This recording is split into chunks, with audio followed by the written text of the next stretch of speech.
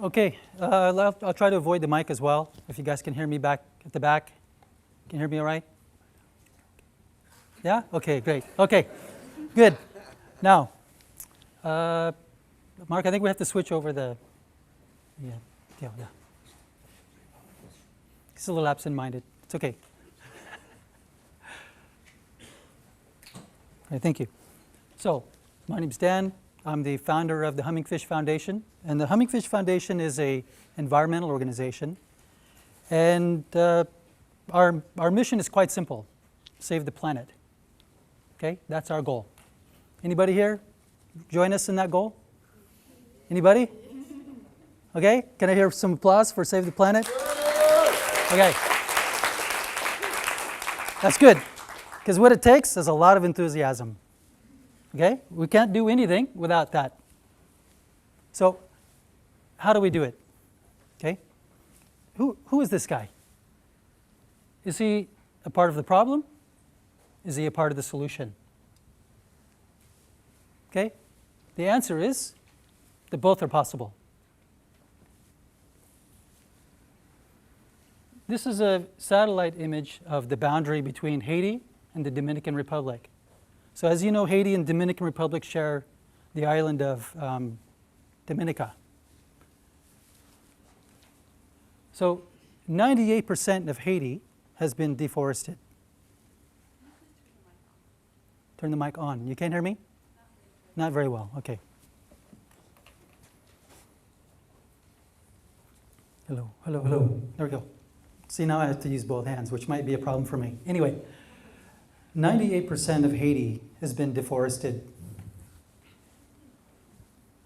Now, if you look at the economic data from these two countries, Dominican Republic, 34% of the population living below the poverty line. In Haiti, it's 80%. So you can see quite clearly the impact that poverty is having on the environment. So we know that poverty is one of the most destructive forces against nature, especially in developing countries. People who destroy nature, they don't do it because they hate nature, okay? So fishermen that blow up the reef or cut trees, it's not that they hate trees, it's that they're trying to survive. So when people are forced to choose between survival and the ecosystem, they'll always choose survival. So what can we do to help give people a choice? What can we do to help people in developing countries to survive and do it sustainably with the environment?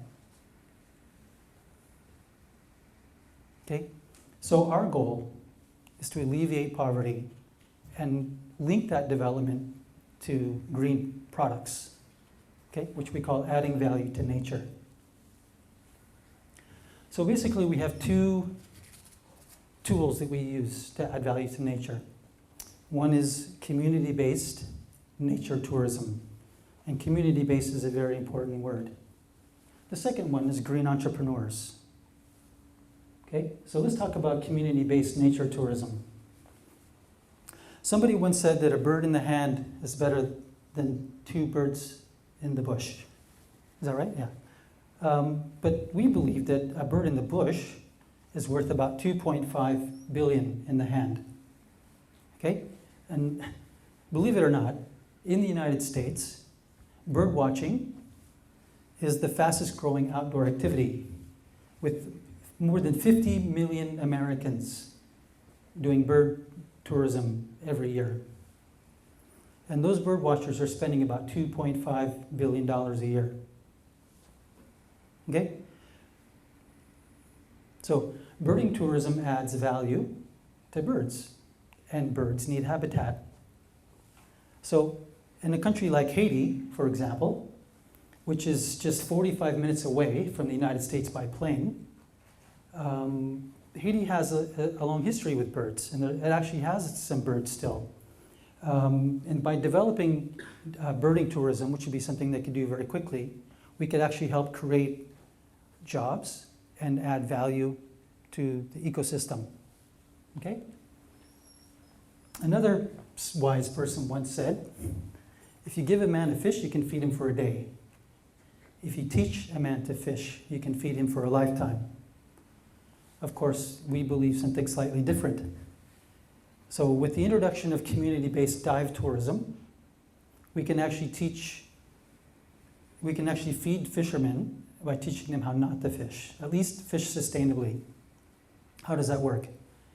Dive tourism is a multi-billion-dollar industry. Estimates right now put dive tourism at about $10 billion a year. Dive tourism is 20 times more valuable than coastal fisheries. So if we work with fishermen to create dive destinations where fishermen are involved in the business, that's community-based. So the fishermen have to profit directly from the business, okay? Community-based.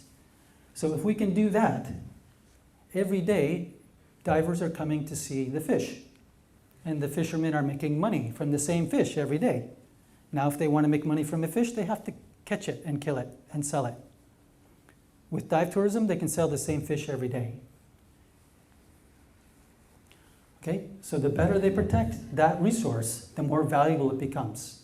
So there's a financial incentive for them to protect that ecosystem. Okay, by the way, tourism is the world's largest employer. It's the fastest entry to the job market for women and youth. Okay, so that's a great thing for developing countries. All right, so let's talk a little bit about green entrepreneurs. Right now is a very unique time in human history. What we have is a global logistics network, which rivals the pyramids or the Great Wall in its complexity. I think people will look back at this time and see this global logistics network and marvel at how amazing it is. I can send this from this place anywhere on the planet, and I can do it very reliably and reasonably cost effectively. So we have this global logistics network. We have an exponentially increasing demand for green products worldwide. Every time there's a story coming out of China about the environment, people are looking for green products. Okay?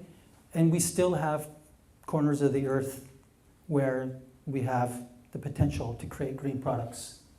So this is where we are now. This is a unique time in human history. The United States organics market is $35 billion a year. Okay? So when we talk about saving the environment, we're not talking about, save the world, love the whales, hug a tree. We're talking about serious business. Okay, how do we create a green product? Basically, we have 5 pillars. Okay, first we need the community. The community has to see the vision of the value of a green product. Okay? It's a team effort. We cannot impose on anybody an idea. They have to embrace the idea themselves. Secondly, we need a quality product. Okay? Charity is not a business model. People are not going to buy your product because you're poor. They might try it once if you have a good brand story, but they won't buy it forever. So if you really want to have a business that's going to sustain you for the future, you must have a good product. Thirdly, we need a market. Okay? Without a market, we're wasting our time. We're wasting our money. We're going to disappoint the community. If we invest their hopes and dreams into a product that fails, we could do more harm than good. Okay? So we need to make sure that we're focusing on the right product, and we have to find the market first. Okay? Then we need the brand. Okay? The brand adds value. The brand tells the story. The brand explains the production method and the community. It connects the consumer with the community. This is the bridge that we use. Then we need returns. So people are poor. They don't have money to invest. They have to eat today. That's why they're cutting trees. That's why they're destroying the ecosystem, because they need it today. So we need to give them returns today. So we buy the product, we sell the product, we return 100% of the profits. So because we're a nonprofit, we don't take anything. What that does is it right away gives the community a value to that business. Okay, for example, let me explain. This is a project that we started a couple years ago with a group of women in East Timor who were making soap. When we started working with them, they were doing about $300 to $500 US a month, which is a pretty good business in East Timor. So what we did is work with them, we created a brand. Then we started to find markets, because we have a great brand story. You can buy iPhone soaps made by these women in East Timor on Cathay Pacific. 250 flights per day worldwide. That's 75,000 potential customers every day. Also, you can find iPhone soaps at Agnes B, which is another high-end brand. So when we launched these two markets this year, Cathay Pacific and Agnes B, what we did is we established ourselves as the most successful Timorese brand that ever existed. No Timorese product has ever been sold at this level. And the fact that it's a green product and it's made by a women's cooperative is extremely significant. The government is waking up. Other industries, other businesses are waking up. They're looking at us as a potential model. So just this one little project with this one group of women, we might have the potential to influence the development of a nation towards a green economy. Because we're proving it. We're not just talking, we're proving and we're adding value. Okay? Another project that we're working on right now is coffee. So everybody loves coffee. Well, not everybody, but a lot of people do.